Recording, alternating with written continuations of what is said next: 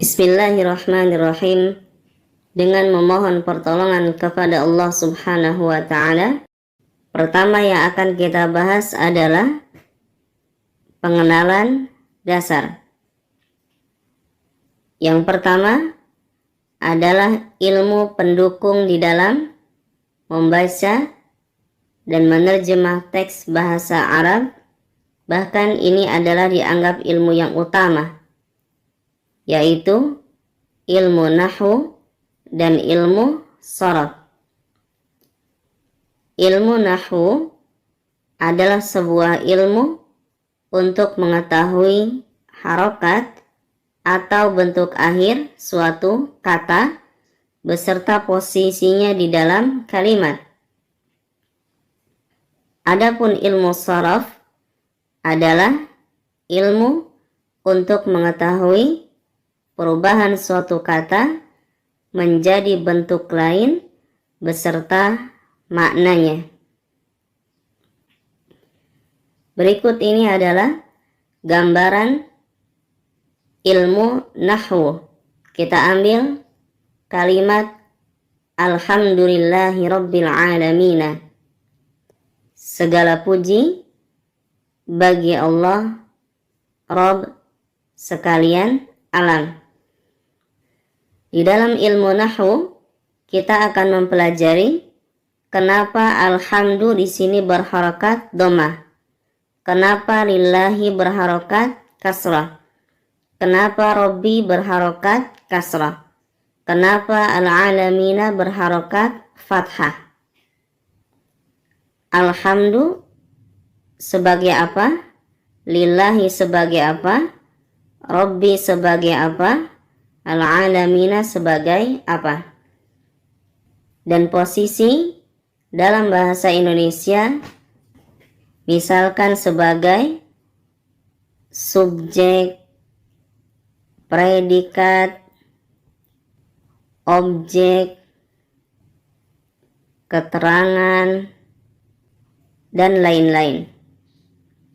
Ini gambaran nanti kita mempelajari ilmu nahwu.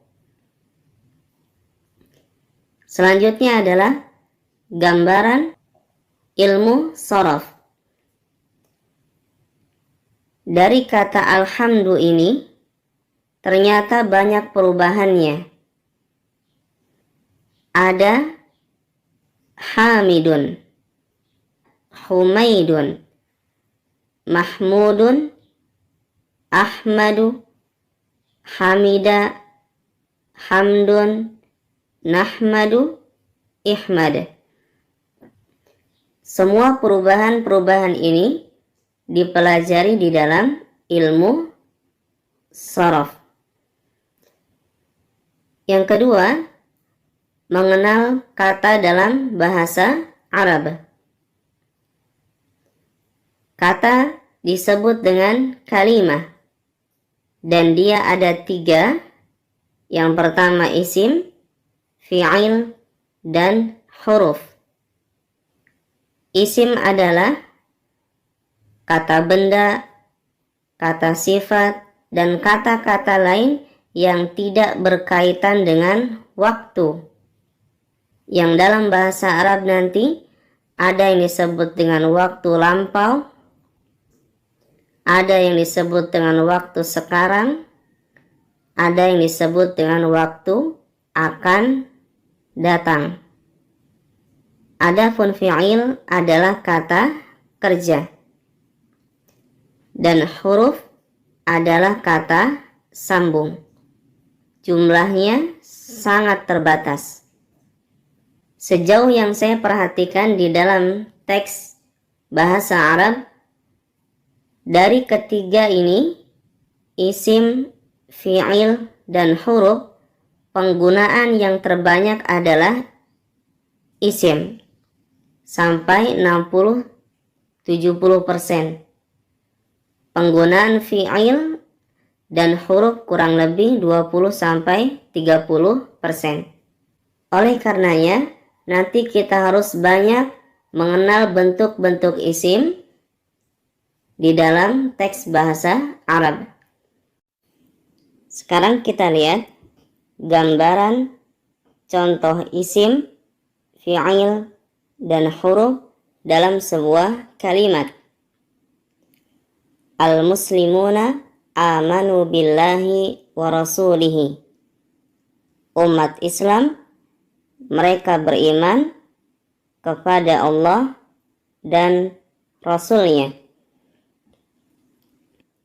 Al-muslimuna ini adalah isim. Amanu ini adalah fi'il. Bi ini adalah huruf. Allah ini adalah isim.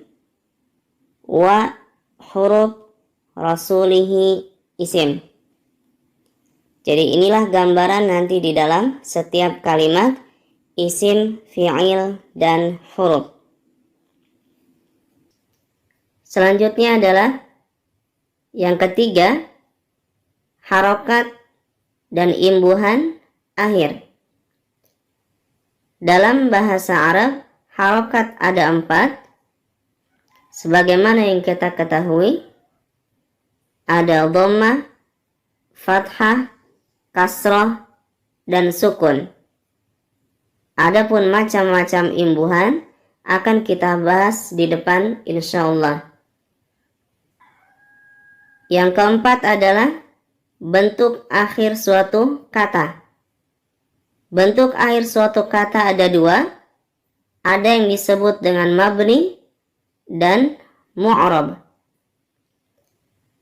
Mabni adalah kata yang harokat dan bentuk akhirnya tetap selamanya atau baku. Adapun mu'rab, kata yang harokat dan bentuk akhirnya dapat berubah-ubah sesuai dengan posisi di dalam kalimat atau pengaruh-pengaruh lainnya yang nanti akan kita pelajari di depan. Sekilas contoh isim mabni. Kita lihat kata haza, sampai kapanpun berakhiran fathah karena dia mabni. Amsi, kemarin, sampai kapanpun berakhiran kasroh karena dia mabni. Mundu, sejak, sampai kapanpun dia berakhiran dhammah karena dia mabni. Contoh isim mu'rab, kita ambil kata kitab. Bisa dibaca kitabun, bisa dibaca kitabin, atau kitaban. Alim juga sama, alimun, alimin, aliman. Masjid juga sama, masjidun, masjidin, masjidan. Jadi semua ini tergantung posisi di dalam kalimat dan ada tidaknya yang mempengaruhi. Ini adalah pengenalan pertama. Walhamdulillahirabbil alamin.